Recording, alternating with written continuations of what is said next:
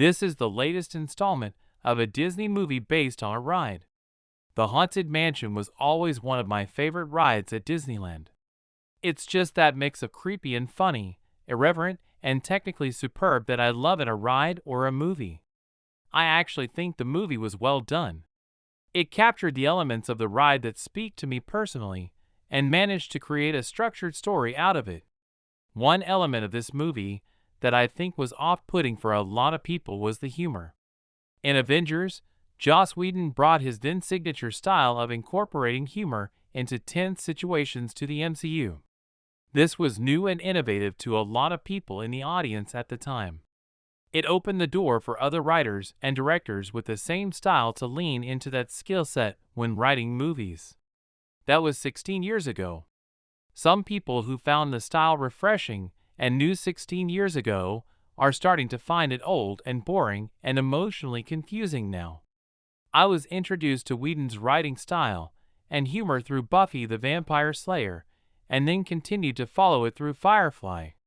I was a fan of Whedon's writing style long before Avengers, and I still appreciate that style even when it comes through another writer's pen.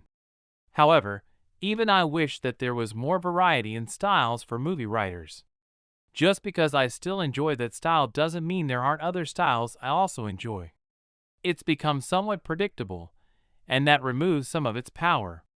However, wishing there was more variety in writing styles in general didn't keep me from enjoying this movie in particular. The point in this movie I really want to talk about is when Travis thinks he's talking with the ghost of his father. It instead turns out that the evil ghost Alistair Crump is impersonating Travis's father in order to manipulate him. This is a relevant question for Christians. How can we know that someone returned from the dead is the person they claim to be? It's tempting to take them at their word, especially when it's convenient. However, I think testing the spirits is wise in such a case.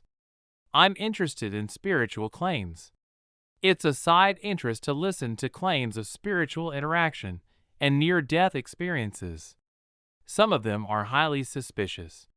What's the difference between a dream about someone that just died and someone that just died contacting you through a dream?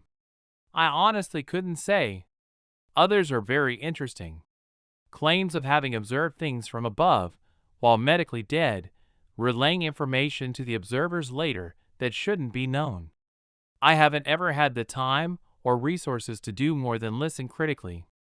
However, I have heard a few interesting cases where the spirit would know recent events quite well, but earlier events would be completely unknown. This often implies to those that have researched the question more thoroughly than I have that the spirit is being impersonated, either by a demon or by a living person.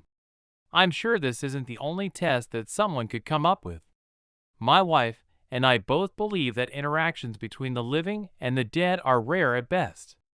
Even so, we have established passwords for after we die.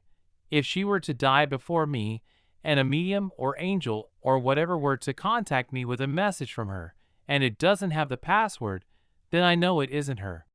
It will be similar when I die before her. However you do it, I think that testing the spirits and teaching your children to do so as well is a good habit to get into.